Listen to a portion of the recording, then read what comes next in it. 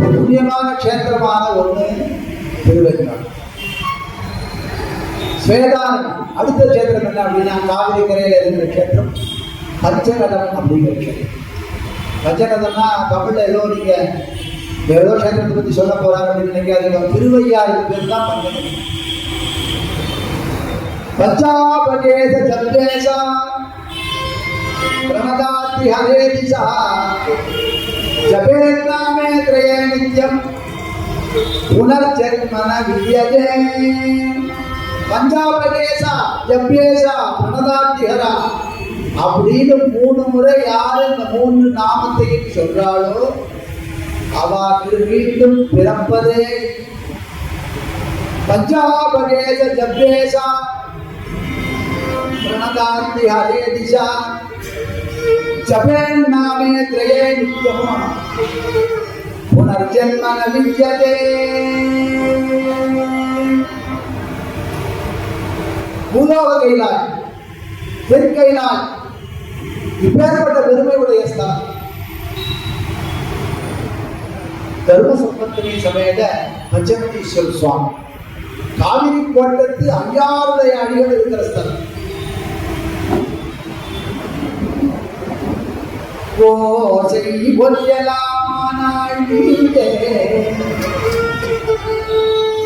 உலகிற்கு ஒருவனாய் நின்றாயே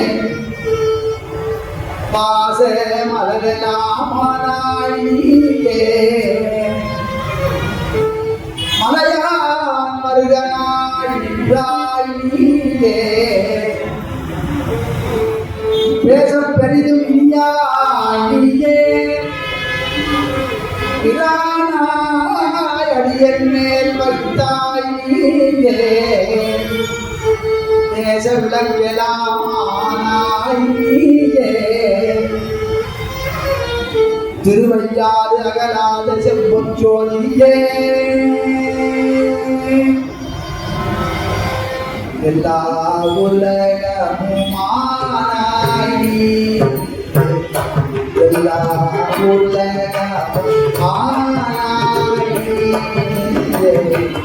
ஏகம் பக்தியே இருந்தாயே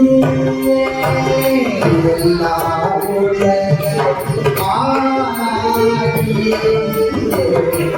ஏகம் பக்தியே இருந்தாயே நல்லாய் நன்மை அறிவாயே ஞானச்சுடர்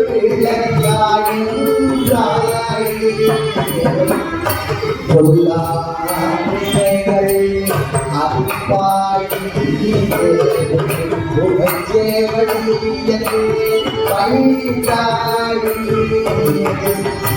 செல்வாய செல்வம் செல்வாய செல்வம் கருவாயே செல்வாய செல்வம் கருவாயே திருவையாரே செம்பொச்சோதி திருவையாரே செம்பொச்சோதி.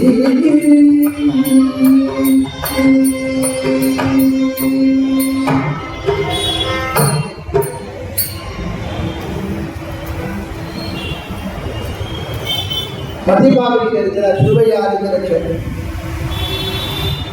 கஷேத்திரத்து மகிமைதான் என்ன? சுவாமி தன்னைத்தானே பூஜித்த முதல் தான்.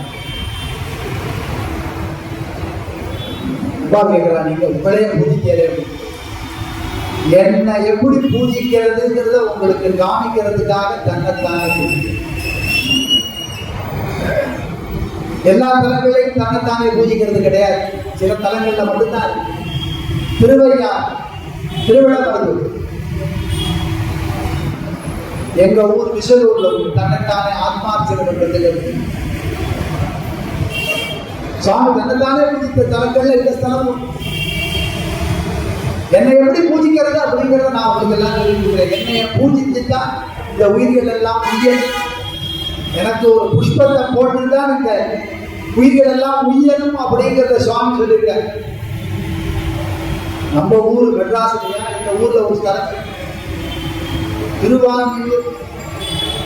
இந்த ஸ்தலத்தில் இருக்கிற மருந்தீஸ்வரர் பற்றி அப்பர் பெருமான் பாட்டு. ஓட்டை மாடத்து 9 வாய்தல் காட்டில் தேவதன் நம்பி கடலடி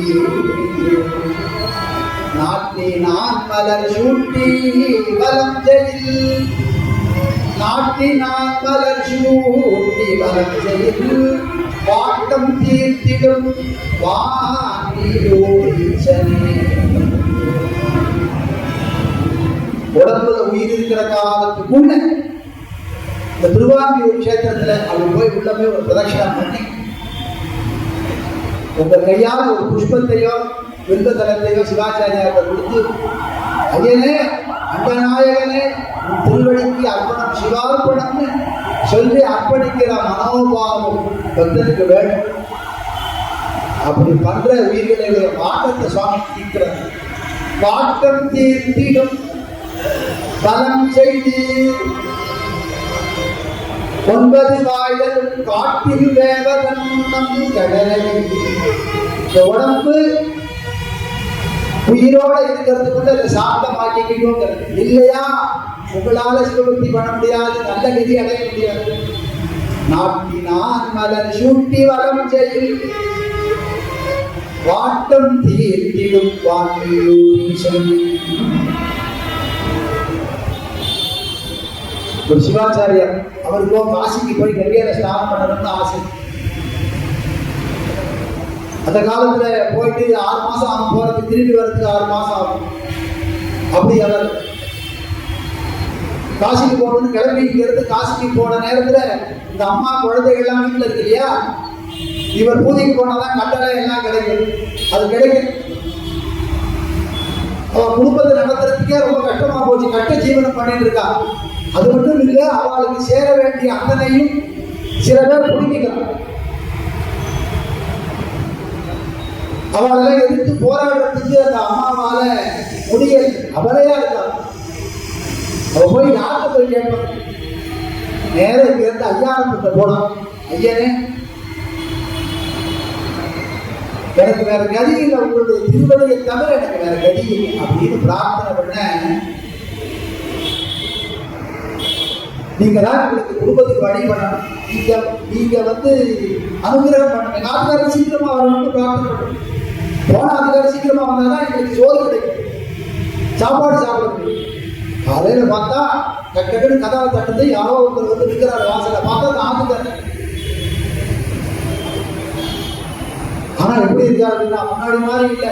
6 மாசம் காசிக்கு போயிட்டு 6 மாசம் நடந்து வந்து திரும்பி வந்தவர் மாதிரி இல்லை. இப்போ தேஜஸா யார் வந்திருக்கா, சாட்சாத் ஐயாயிரப்பரே வந்திருக்காரு கூட்டுக்காரர். அவங்க நின்று பேச முடியல, அவ்வளவு தேஜஸா இருக்கு. எப்படிதான் சீக்கிரமா வந்தாரு. இங்கிருந்து போனா இங்கிருந்து காவல் கங்கையில ஸ்நானம் பண்ணேன், விஸ்வநாத தரிசனம் பண்ணேன், நேரத்துக்கு வந்துட்டார். 10 பிரசாதமா முடித்தார். ரொம்ப சந்தோஷம். நாளையிலிருந்து கோவில் வேலைக்கு போறேன்டா, அந்த அம்மாவுடைய கட்டம் தீர்ந்ததுன்னு அவன் நினைச்சிட்டு இருக்கான். இவர் நித்தியம் கோயிலுக்கு போயிட்டு பூஜை பண்ணிட்டு இருக்கார். அந்த காசிக்கு போனாலே அவங்க திரும்பி வந்தா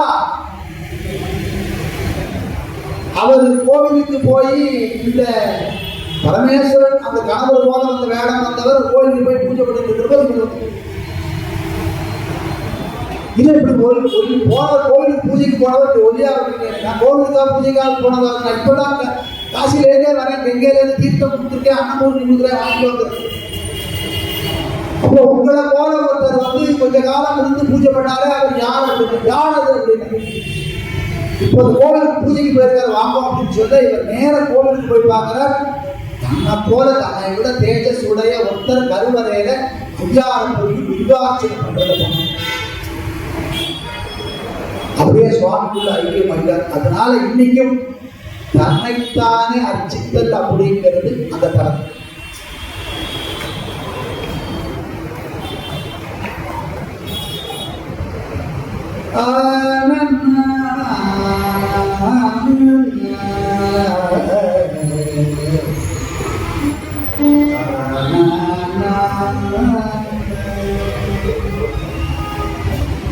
அற்றாரிலாதார்க்கு ஒரு துணையாவன ஓதி நன்னூல் கற்றார் பரவ பெருமை காதல் செய்ய கிருப்பார் தமக்கு விடரொழிவானகம்தான் கொடுக்கும் அற்றார்க்கு அரும் பொருள் காங்க ஐயா அடித்தளமே உற்றார்க்கு உற்றாரில்லாதார்க்கு ஒரு துணையாவன் துணை இல்லைன்னு வருத்தப்பட்டவாளுக்கு துணையா இருக்கு திரு ஐயாரனுடைய திருவடி ஐயாரனுடைய திருவடி ஓதினூல் கற்றார் பரவ பெருமை உடைய வேதத்து ஆகமத்தை படித்த அடியார்கள் அவளுடைய வாக்கிலிருந்து ஸ்தோத்திரம் பண்ண ஸ்தோத்திரங்களை புகழ்ந்து ஏற்றுக்கிற பெருமான் காதல் செய்ய கிருப்பார் தமக்கு இடவழி வானகந்தான் கொடுக்கும் அற்றாருக்கு அருள் பொருள் காக்க அற்றார்னா யார் அப்படின்னா எந்த ஒரு துணையும் இல்லாதவர்களுக்கு அருட்பொருள் யார் அப்படின்னு ஐயாரப்பருடைய திருவடி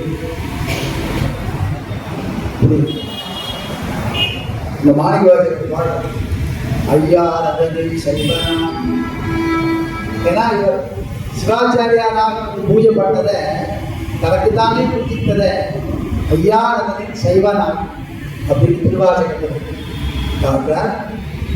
அவருடைய திருவடி எப்பேற்பட்டது ஐயாவுடைய திருவடி எப்பேற்பட்டது அப்படிங்கிறதையும் திருவாசகத்தில் சொல்றார்.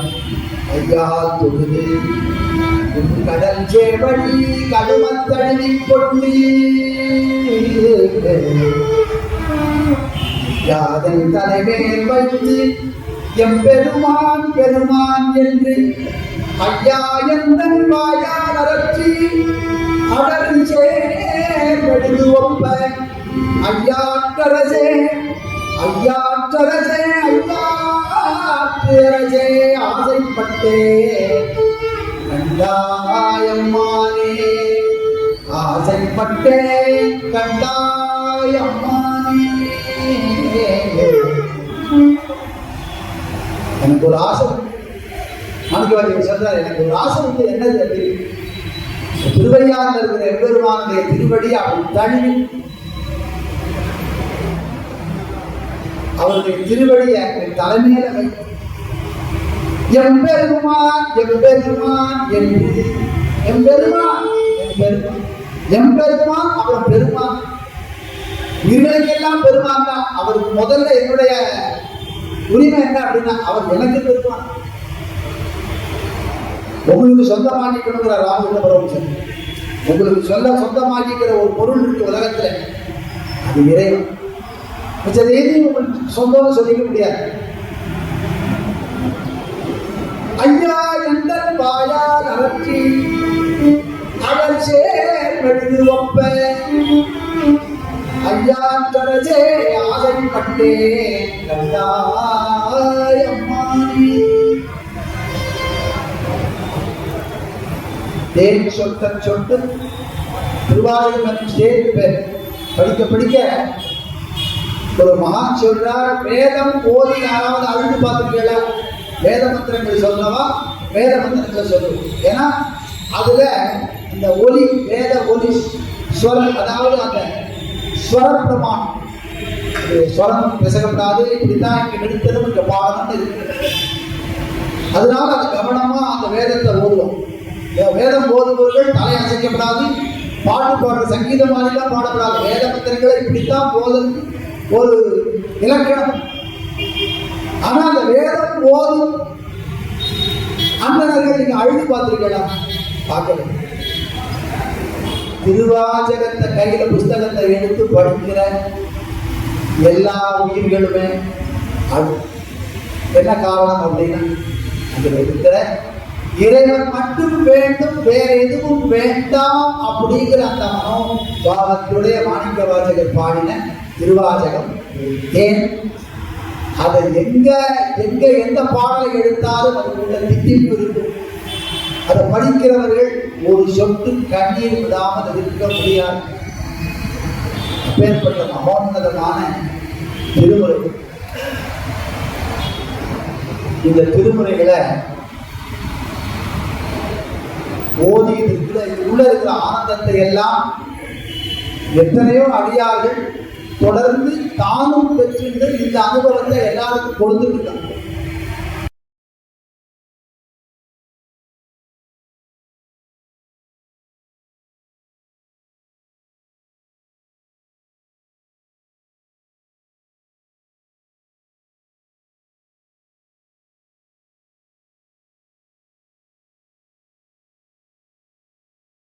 அடுத்த தரமாக இருக்கிறது மாயூரம். ஒரு வாக்கியம், 1000 இருந்தாலும் மாயூரம் ஆகும். கொள்ளும் காலத்தை பெய்தும் கோள் உள்ளம்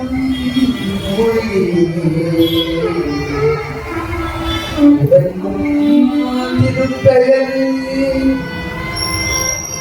வள்ளல் மாமயிலாடு துறை உரை வெள்ளந்தாங்கிய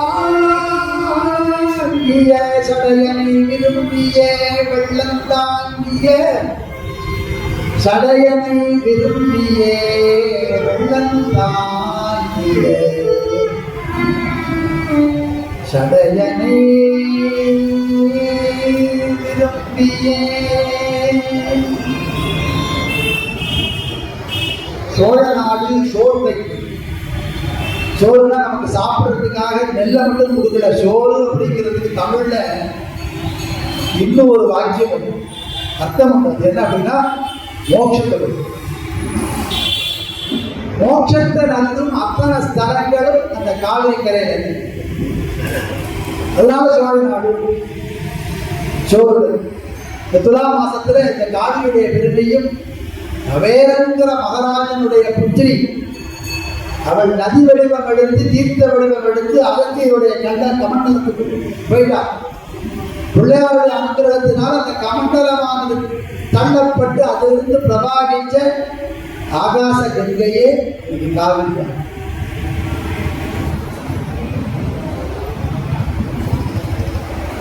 66 கோடி தீர்த்தங்களும் இந்த துலா மாசத்துல தீர்த்தமாடுறதுங்கிறது எங்க அப்படின்னா இந்த காவிரி, துலாஸ்தானம், கடைமுகம், குடாலத்தொழி. இதனுடைய பெருமையை அறிந்த தேவர்கள் எல்லாம் அங்கிருந்து இந்த காவிரியை ஸ்நானம் பண்ணணும்னு கிளம்பிட்டாங்க. ஒரு நாளைக்கு தேவர்கள் எல்லாம் கிளம்பி வர்ற போது இந்த மும்மூர்த்திகள் இருக்கா இல்லையா, அவருடைய தேவிகள்லாம் இருக்கா, சரஸ்வதி, மகாலட்சுமி, பார்வதி தேவி. இவாளனால தேவர்கள்லாம் கிளம்பி போனாலே நம்ம மட்டும் இங்க இருக்கணுமா, நம்ம எல்லாரும் கிளம்பி போவோமே அப்படின்னு கைலாயத்திலிருந்து பரமேஸ்வரன் ரிஷபாவந்தராக அம்பாளோட கிளம்பிட்டார். சிவ கணக்கெல்லாம் கிளம்பி வரும். பிரம்மதேவன் சத்தியலோகத்திலிருந்து கிளம்பிட்டார் அன்னபட்சியில். திருமால் வைகுண்டத்திலிருந்து கருடாவந்தராக திருமகளோட கிளம்பி வரார். வரும் சமயத்துல நடந்த ஒரு லீலை தான் இன்னைக்கு காவிரி கடமுகத்துல சுவாமி நமக்கு தீர்த்தம் கொடுக்கும். பரமேஸ்வரனை தூக்கிட்டு வர ரிஷபம் இல்லையா, அது எப்படி வரும் அப்படின்னா அது நடக்கிறதே தெரியாது. ஆனா ஒரு ஜோர் அடிக்கும் இந்த ரிஷபத்துக்கு. சுவாமி மேல ஏறி வர ரிஷப வாகனம் தரிசனம் பண்றது அப்படிங்கிறது ஒரு ஆனந்தம் தெரியுமா. ரிஷபவான காட்சி எப்போ வருதுன்னா ராத்திரி 11 மணி ஆகும். எல்லா கோவில்லையுமே 11 மணிக்கு மேலதான் ஆகும். சுவாமி 10 மணிக்கு மேலதான் வந்து அலங்காரமாகி மேலே ஏறி 11-12 மணி ஆயிடும். ஏன்னா அந்த வெள்ளி ரிஷபம் ராத்திரி தான் பார்க்கறதுக்கு திரிஞ்சுன்னு இருக்கும். பகல் நேரத்தில் அவளை திரிஞ்சுன்னு பிடிக்காது. அதுக்காக இருக்கா போது அந்த ரிஷபத்துக்கு மேலே ஏறி வர சுவாமி பார்க்கறது ஆனந்தம். திருவண்ணாமலை உற்சவம் வரப்போறது இந்த 5வது நாள் அன்னைக்கு ராத்திரி சுவாமி அருணாச்சலேஸ்வரர் அப்படி ரிஷபத்துக்கு மேல அப்படி மேல ஏறதுக்கு பாருங்க, அந்த கட்டமே ரொம்ப ஆனந்தமா இருக்கும். அதெல்லாம் பார்த்துக்கணும். பெரிய பாக்கியம். ஆனா அந்த ரிஷபத்துக்கு ஒரு சின்ன ஒரு மாற்றம் ஏற்பட்டது. என்ன அப்படின்னா, எல்லாரையும் விட நமக்கு தான் இந்த சுவாமியை அப்படி கொடுக்கறதுக்குள்ள பாக்கியம் கிடைச்சிருக்கு அப்படிங்கிற ஆணவம் அந்த ரிஷபத்தினுடைய மனசுக்குள்ளதான், நந்திதேவனுடைய மனசுக்குள்ள அப்படி வந்த நேரத்துல இதுவரைக்கும் ஒரு புஷ்பத்தை சுமர்ந்து இருக்கிற மாதிரி உணர்வுடைய நந்திய பெருமானுக்கு பரமேஸ்வரன் ஒரு மேறு பருவதம் போல கணக்க ஆரம்பிச்சார். ரிஷபத்துக்கு அபியோகம், திடீர்னு புஷ்பம் போல இருந்த சுவாமி இப்படி மேல் சமானம் ஆயிட்டாரு, சுமக்க முடியல. சுவாமிக்கு அழகு திடீர்னு இப்படி கனமாயிட்டாரு. ஆணவம் இல்லாத வரைக்கும் எப்பேற்பட்ட பெருஞ்சுமையும் தாங்கலாம். அகங்காரம் ஆணவம் அப்படிங்கிறது உன் மனதில் ஏற்பட்டாலும் நீயே சுமையாயிடும். உன் ஆத்மாவுக்குள்ள நான் இருக்கேனே, ஆத்மநாதனாக இருக்கேனே, இது உனக்கு தெரியலையா? செய்யும் உன் எண்ணம் செயல் எல்லாத்தையும் நான் பார்த்துட்டு இருக்கேன், சர்வசாட்சி ரூபனாக இருக்கேனே, நான் பார்த்துட்டே இருக்கிற போது எனக்கு கிட்ட இருக்கிற போதே உனக்கு ஒரு மனதுல இந்த மாதிரி ஒரு கல்விஷம் எப்படி வருது? கல்வியில் இருக்கிற தேவைக்கும் நான் உணவு கொடுக்கிறேன், கருப்பையில் இருக்கிற உயிருக்கும் உணவு கொடுக்கிறேன். நம்ம எல்லாம் அறிவேன். ஒரு மனதில் ஏற்பட்ட கல்விஷத்தினால நீ என்னோட வந்து நேர இந்த சுமையை சுமந்துட்டு வந்து இந்த காவிரி கரையில தபஸ் பண்ணி என்னுடைய திருவுருவத்தை காணணும் அப்படின்னு சொல்ல, இங்க வந்து தபஸ் பண்ணதுதான் அந்த ரிஷபத்தை. ரிஷபத்துல தானே சுவாமி விட்டார், மறுபடியும் ரிஷபத்துல தானே காட்சி கொடுக்கணும். அனுகிரகம் பண்றவோது எப்படி காட்சி கொடுக்கிறார் அப்படின்னா, உத்தர மயூர கஷேத்திரம் அப்படின்னு சொல்லப்படுற மேதாதட்சிணாமூர்த்தி ஆலயத்தில் இருக்கிற வள்ளலார் கோவிலில் இருக்கிற மேதாதட்சிணாமூர்த்தியாக காட்சி கொடுக்கிறார். வள்ளல் மாமயிலாடுதுறை உரை வெள்ளல் தாங்கிய சடையனை இருக்கு அப்படின்னு வாக்கியப்படுது. அதனால ரிஷபத்துடைய ஆணவத்தை போக்கி அவருக்கு அனுகிரகம் பண்ணதான் இப்போ இந்த கடைமுகம் உணவர்களுக்காக சுவாமி வந்து தீர்த்தம் கொடுக்கிறார். நான் உனக்கு மட்டும் அனுகிரகம் பண்ணல, சகல ஜீவன்களுக்கும் நான் அனுகிரகம் பண்றேன்னு சொல்லி சுவாமி அனுகிரகம் பண்ண ஸ்தலம் மகா உத்தமையான ஒரு அந்தன பெண். அவருக்கு என்ன அப்படின்னா, அந்த ஊர்ல இருக்கிற இவருடைய பவித்திரத்தையும் இவருடைய பதிவிரதா தர்மத்தையும் பார்த்து போறாங்க. அவள் எப்படியா பண்றாங்க அப்படின்னா, இன்னொரு பெண்ணுக்கால கெட்ட புத்தி கூடியவா, அவளுக்கு எல்லா விதமான சகவாசமும். அவள் இவனுடைய மனசை மாற்றி இவனுடைய கற்பை கெடுத்து கணவரிடமிருந்து பிரித்து கெட்ட சகவாசத்தை உண்டு பண்ணி வாழறதுக்கு இடம் இல்லாமல் ஊர்காரர்களால் விரட்டப்பட்டு அங்கங்கு எங்கெங்கேயோ போய் திரிச்சு பாவ மூட்டைகளை சுமந்து பார்க்கிறவாதான் தள்ளிப்போ அப்படின்னு தள்ளி வைக்கிற மாதிரி ஒரு நடத்தை உடையவளாக இருக்கிறவ இந்த காவிரி கரைக்கு வர. இந்த துலா மாசத்துல இந்த காவிரி கரையில நிறைய ரிஷிகள் தமசுகள்லாம் வந்து ஸ்நானம் பண்ணிட்டு வரவாங்க அப்படின்னா, சிவோதகம்னு ஒன்று கதையிலேருந்து குளிச்சு அந்த ஜலத்தை என்ன பண்ணுவோம் அப்படின்னா, ஒரு அத்தியம் மாதிரி ஒரு மந்திரம் சொல்லி விடுறது சிகோதகம்னு பேரு. அப்போ இந்த சிகோதகம்ங்கிற அந்த மந்திரத்தை சொல்லி விடுறவாங்க சடையா அப்படி சுழக்கம், பெரிய கேசம் இருக்கு, அப்படி பெரிய ஜடாபாரம், அது அப்படி சுழட்டினார் பாருங்க. அந்த கேசத்துல இருக்கிற சில குடி ஜலமானது அந்த அவப்பெயரம் பெற்ற பெண்ணுடைய மேல விழ, அந்த ஜலம் மேல பட்டதுனால, காவிரி ஜலம் மேல பட்டதுனால அவன் பழைய நிலைக்கு மாறி. அப்படின்னா என்ன அப்படின்னா, இந்த பாவங்கள் எல்லாம் போச்சு. முன்னாடி பதிவிரதையாக எப்படி அந்தன பெண் உருவம் கொண்டாலும் அந்த உருவத்தை பெற்று பாவமெல்லாம் நீங்கி கணவனிடம் மீண்டும் சேர்ந்தான் அப்படிங்கிறத அந்த புறா மாசத்துடைய பெருமை சொல்லு. ராமகிருஷ்ணர் சொல்ற கங்கை, துளசி, சாலிகிராமம் இது மூன்றும் என்றும் புனிதமான. அது புனிதம் கெடவே கிடையாது. கங்கை, துளசி, சாலிகிராமம். துளசி காஞ்சி போச்சு நினைக்க வேண்டாம். துளசி காய்ந்த துளசியாக இருந்தாலும் மீண்டும் மீண்டும் அர்ச்சனைப்படலாம். வில்வம் காய்ந்து போனதாக இருந்தாலும் மீண்டும் மீண்டும் அர்ச்சனைப்படலாம். அது நிர்மாலயத்தையே மீண்டும் மீண்டும் அப்படி தொடச்சிட்டு ஜலத்தால் தொடச்சிட்டு மீண்டும் அர்ச்சனைப்படலாம். அது புதுசா என்ன துளசியை சமர்ப்பணம் பண்ணணுமோ, வில்வம் சமர்ப்பணம் பண்ணணுமோ அந்த பலனையே கொடுக்கும். காஞ்சல போட்டாலும் புழுக்கழித்தது அழுகினதை தவிர மிச்ச எல்லா அந்த தளத்தையும் சுவாமிக்கு அர்ப்பணம், சுவாமி எடுத்துக்கிறது. அப்படி புனிதமானது. அதுக்கு புனிதத்துக்கு இணையே கிடையாது. அது போல காவிரி புனிதமான. இந்த காவிரி மகிமையை சவணம் பண்றது மகா உத்தமம். ஜென்மாந்திரமாக புண்ணியம் பண்ணவா மட்டுமே காவிரி கரையில வாசம் பண்ண முடியும். காவிரி கரையில வந்தா ஸ்ரீரங்கத்துல ஒரு குடும்பம் இருக்கு, நம்ம சொந்தக்காரன் இருக்கா அப்படின்னா அவன் ஜென்மாந்திரமா பண்ண புண்ணியத்தினால இருக்கு. அதனால நம்மளாம் காவிரி நினைக்க வேண்டாம். நம்ம இருக்கிறது தொட்டை, அங்க இருக்கிறவங்களுடைய உத்தமத்தை மகா உத்தமத்தை பத்தி சொல்றான். நம்ம இருக்கிறது தொட்டை நாடு, இல்லாத தலங்களே கிடையாது.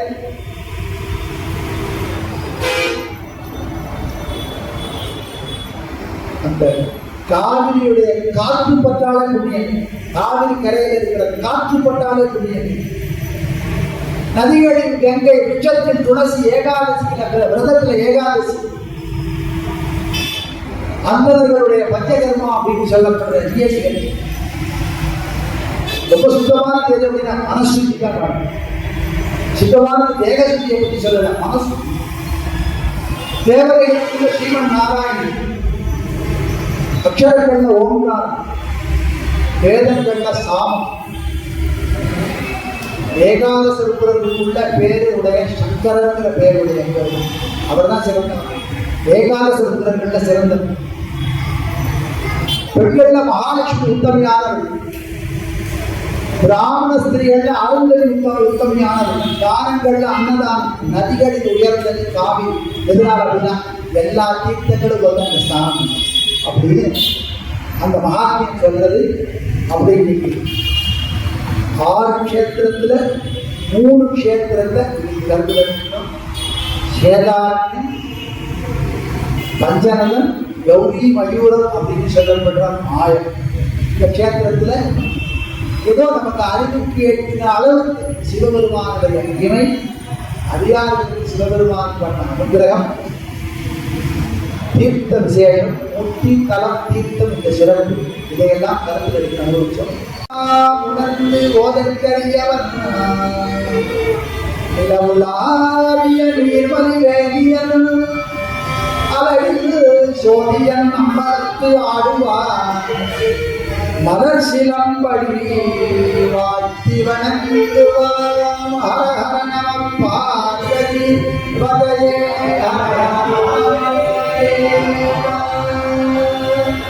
இன்பம்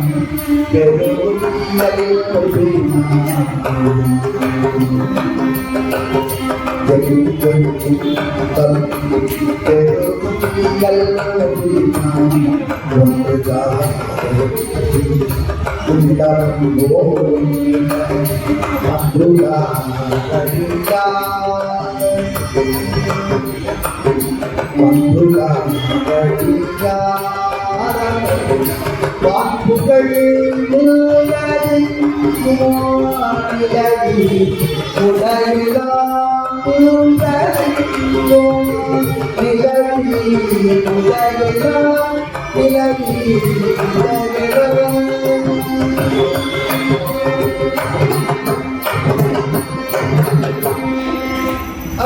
பார்வதி பதே